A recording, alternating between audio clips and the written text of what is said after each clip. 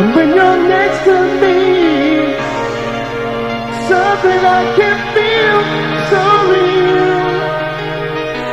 You shining bright, so bright, so bright. Shining light, burning bright, so bright.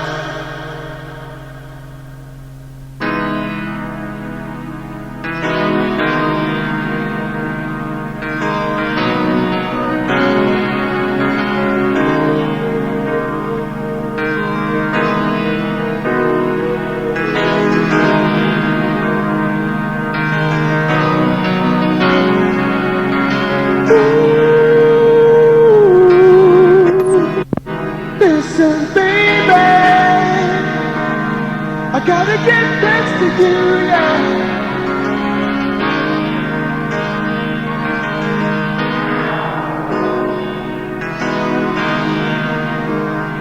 I gotta get next to you, yeah.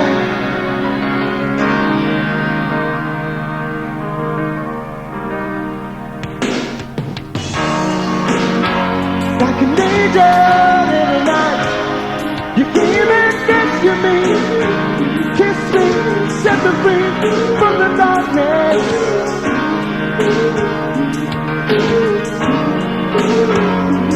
Angel in the night time, kiss me, set me free.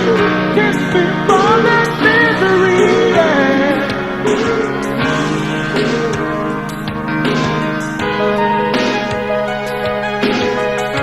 And when you're next to me, something I can feel so real. You shining light, burning bright, so bright. Shining light, burning bright, so bright.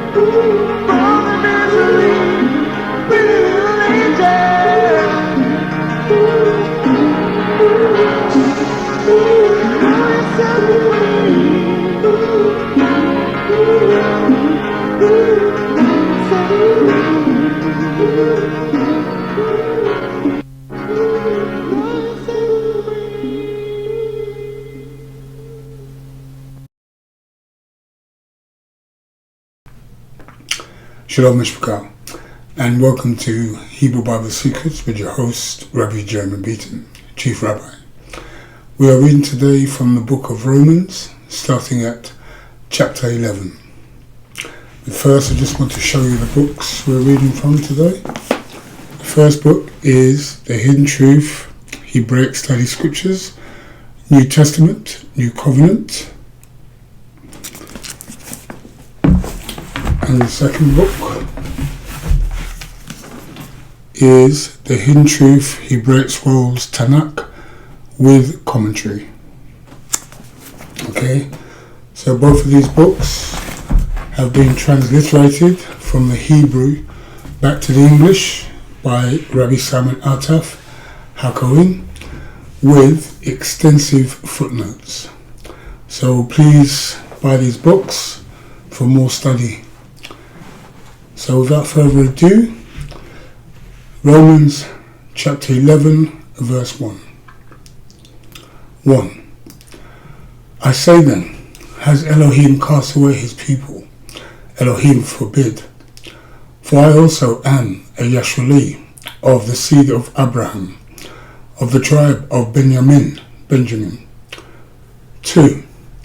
Elohim has not cast away his people, which he knew beforehand.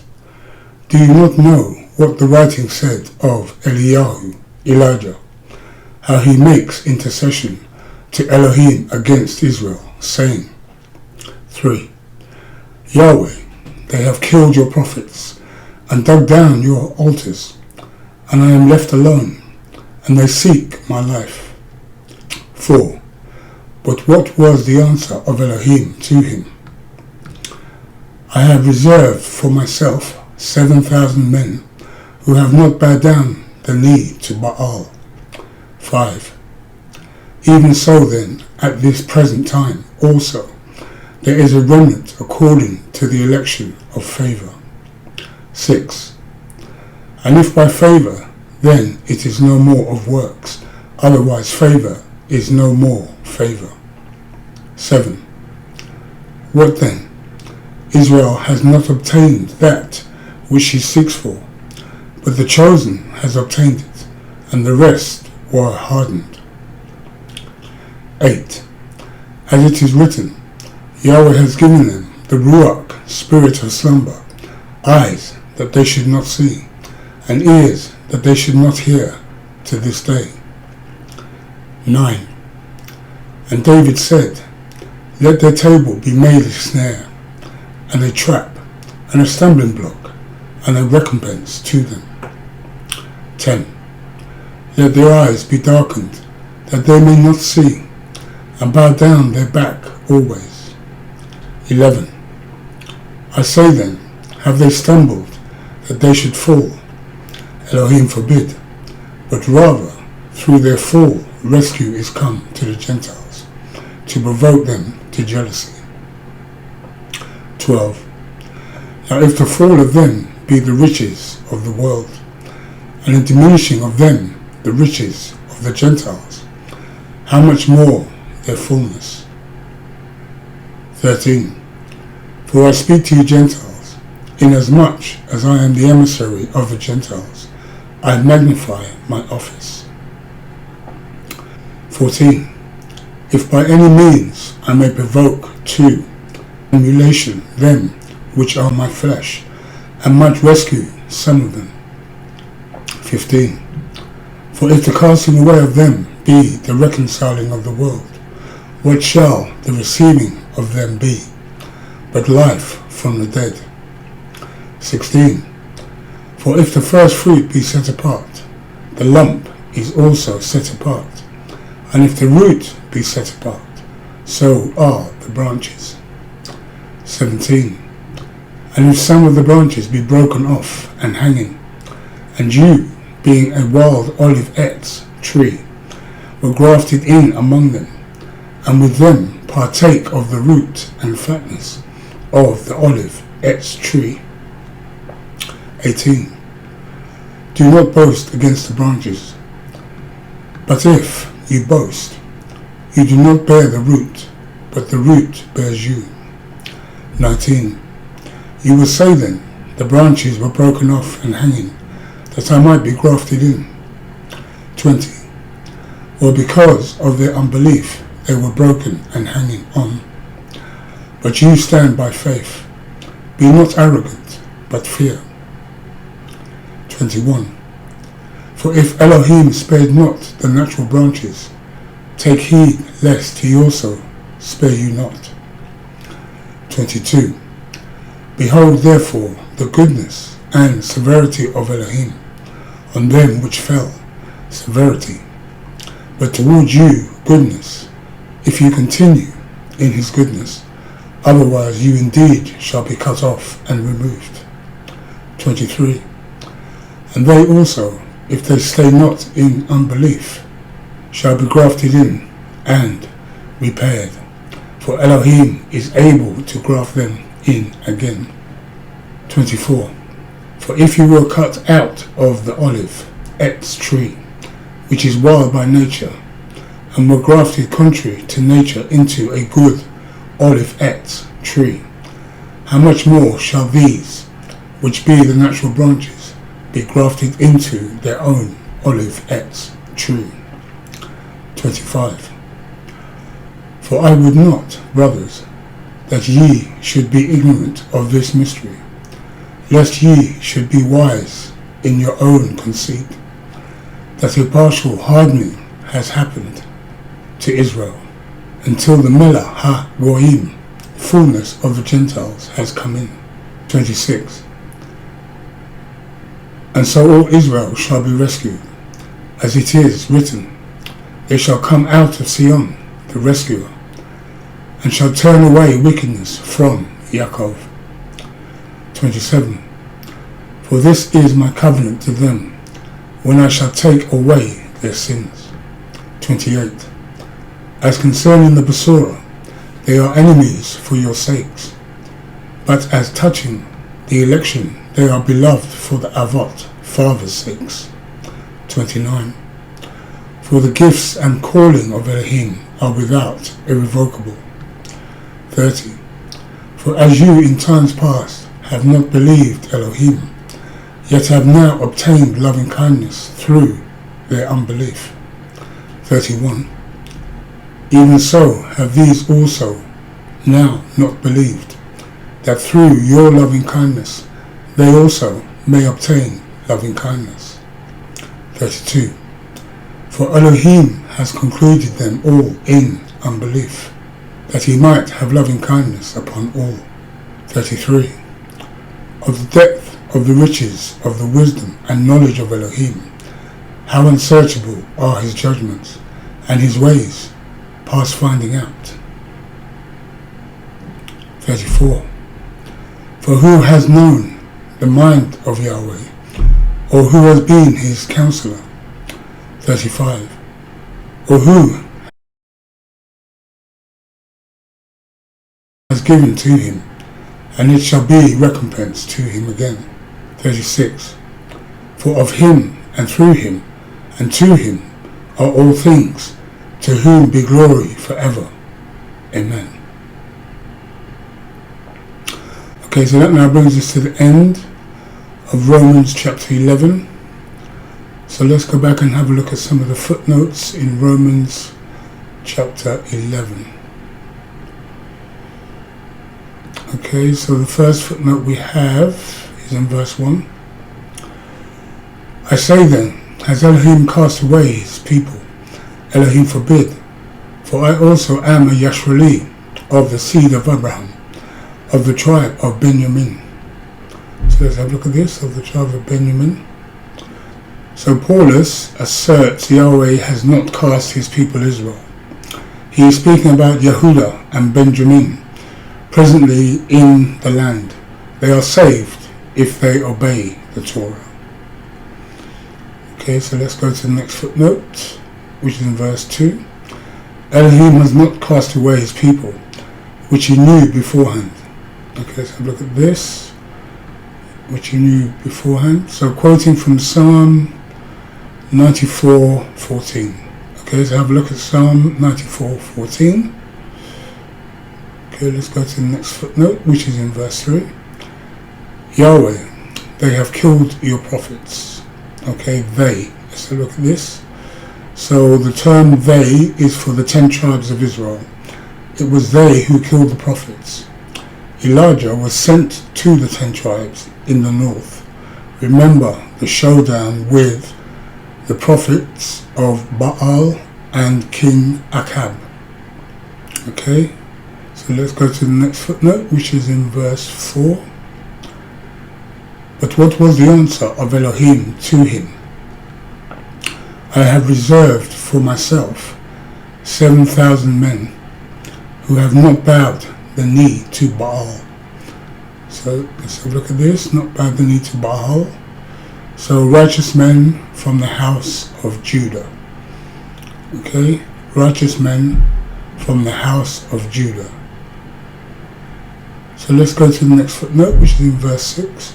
And if by favour, then it is no more of works, otherwise favour is no more favour. So let's have a look at this.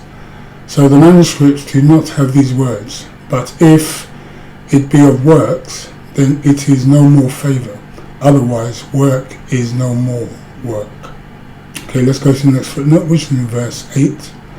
As it is written, Yahweh has given them the Ruach, spirit of slumber, eyes that they should not see, and ears that they should not hear, to this day. Okay, so let's have a look at this. So, quoting Deuteronomy 29:4 and Isaiah 29:10. If Yahweh has personally blinded them, then that also negates the fact that Yahweh has pleasure from punishing Israel and wants to punish them in hell. Israel is separate from the nations and has separate calling and separate judgments. She is already saved. Okay, so Israel is already saved. Okay, let's go to the next footnote, which is in verse 10. Let their eyes be darkened, that they may not see, and bow down their back always. So let's have a look at this. So this is quoted from Psalm 69:22-23. King David was speaking about certain people who hated him without a cause. Okay, so have a look at Psalm 69:22-23. Okay, let's go to the next footnote, which is in verse 11.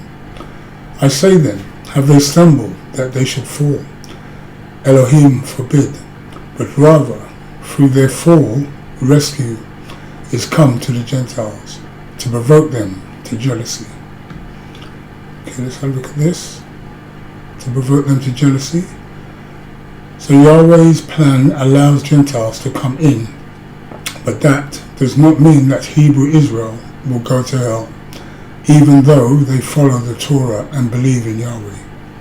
The Torah obedient are destined into the kingdom.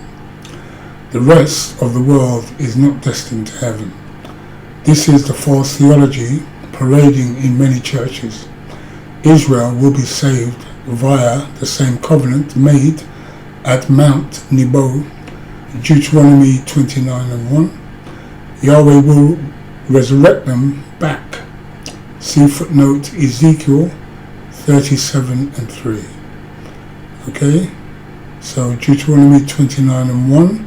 Yahweh will resurrect them back. See footnote Ezekiel 37:3.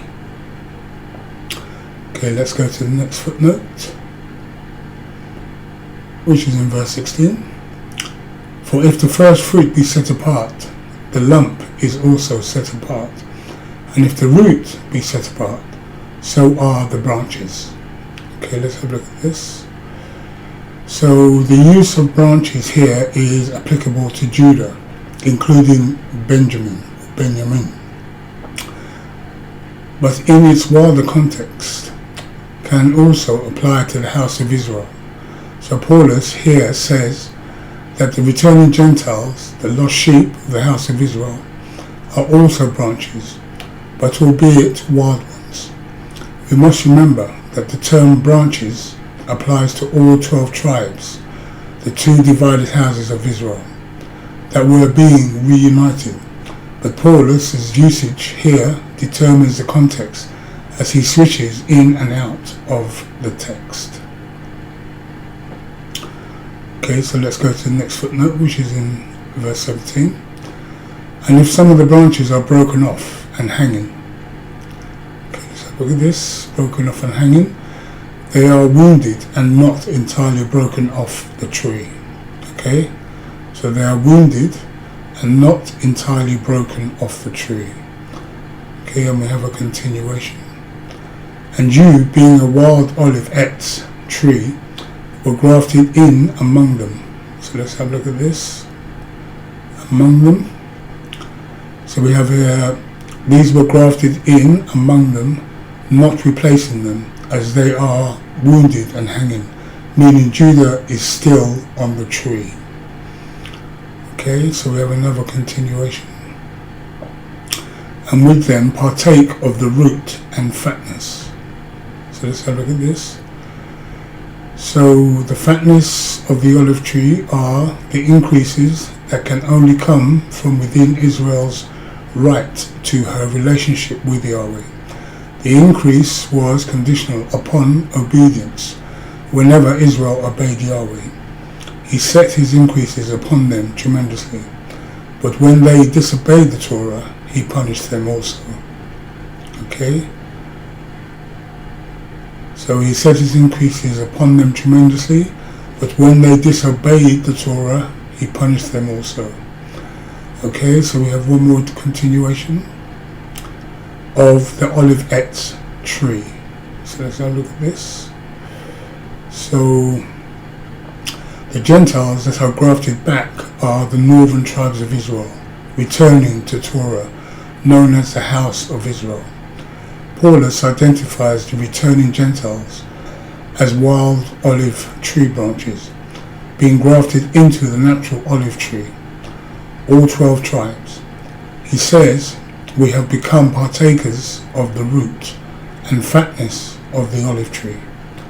So we have the natural green olive tree, which is Israel, branches, the children of Israel, 12 tribes, branches broken off, Judah and the house of Israel cut off for their disobedience, wild olive tree, Gentiles, pagans, bowing to a false Elohim, wild branches, Gentiles returning to the natural tree when they begin to serve the Elohim of Israel, fatness of the tree, increases of the covenants only available if you are in this tree, and the root used interchangeably for the Avot, forefathers, and Elohim of Israel. Okay, so let's go to the next footnote, which is in verse 18. Do not boast against the branches, but if you boast, you do not bear the root, but the root bears you. Okay, but the root. Let's have a look at this. So what is the word root here? Clearly, as he relayed, the root here has duality, referring to the covenants made with the patriarchs of Israel. Some teachers see the root as Judah, but this is contradictory to Scripture and the way Paulus is reasoning here. If the root was Judah, then how is Judah supporting the new believers? The answer is, it is not referring to Judah. The word root here can only refer to Elohim of Israel, as the word is sheresh in the Hebrew, which has the two-letter root resh and shin, which really has its application to the Avot, taking the various texts of the Tanakh into consideration, which supports all the branches, including the unbelieving ones in Judah. If it was not for his favor and mercy, they would all perish. Note, the branches that were broken off were wounded, more correctly, and are hanging of the tree. They do not need to be implanted, but will be fully restored back in the future to health as they are wounded.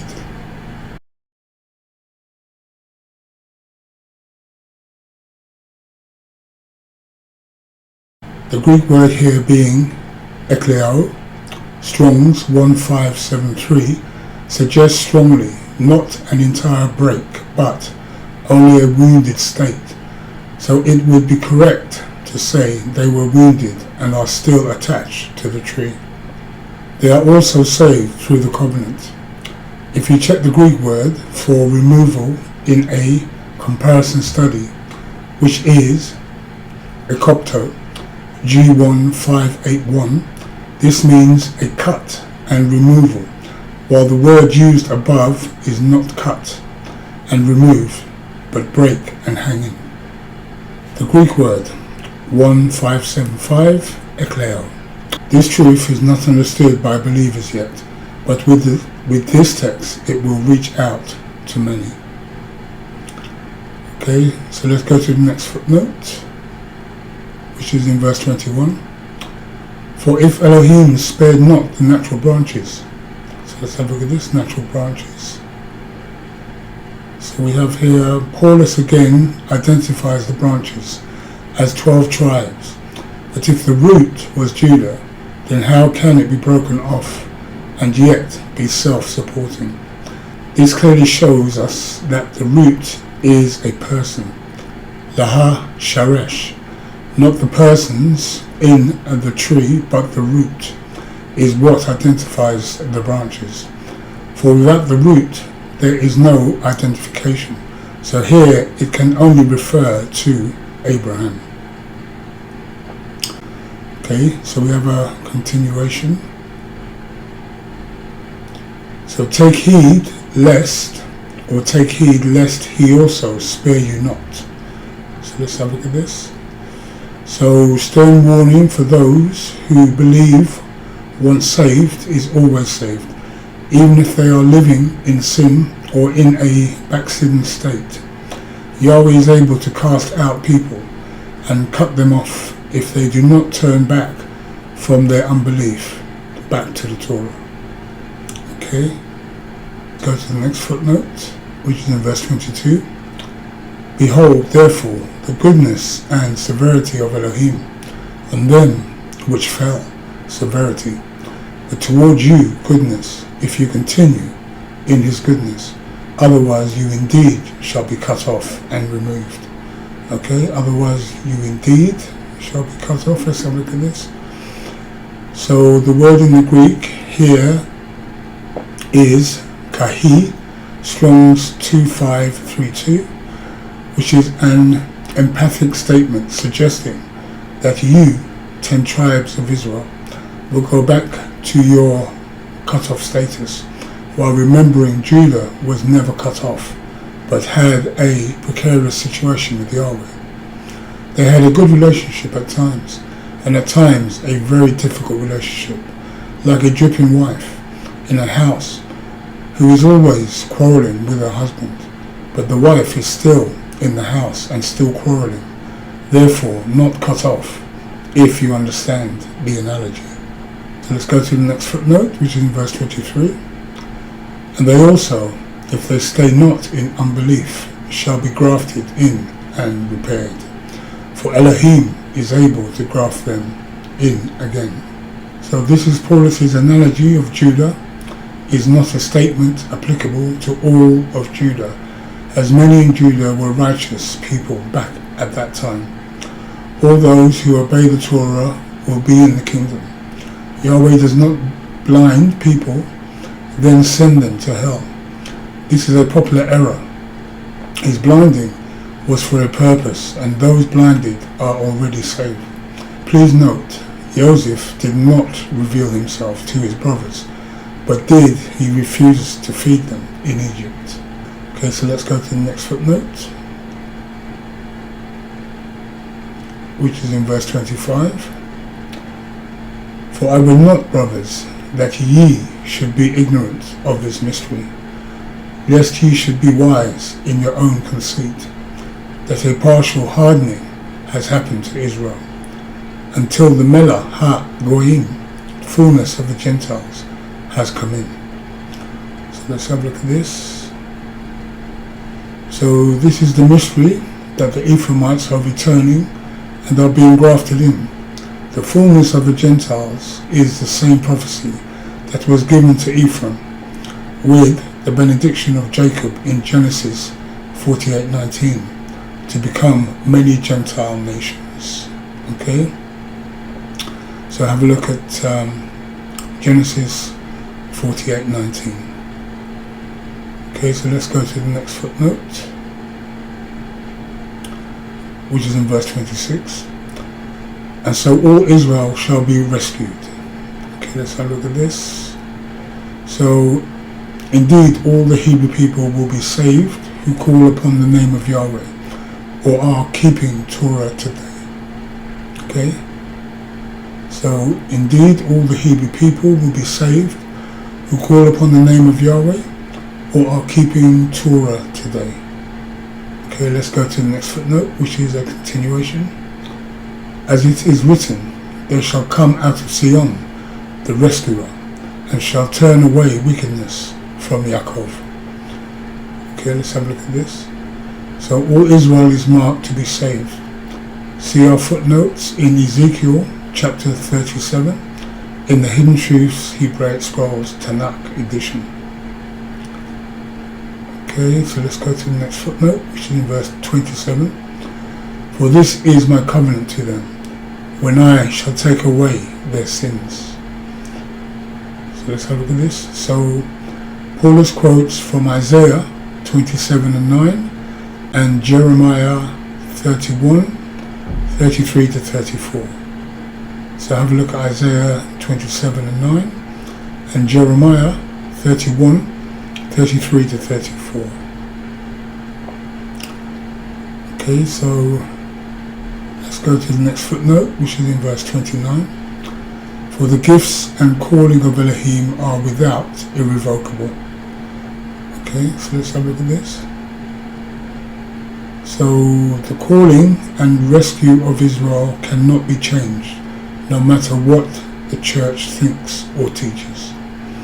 Okay, so the calling and rescue of Israel cannot be changed, no matter what the church thinks or teaches.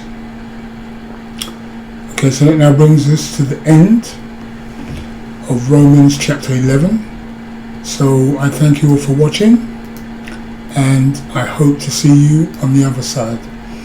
This is Rabbi Jeremy Beaton, Chief Rabbi, saying thank you for watching and Shalom Shalom. Baruch Shem Kivod Malkuto Leolam Va'ed. Benevolent be the name of his esteemed kingdom, forever and ever and ever. Amen.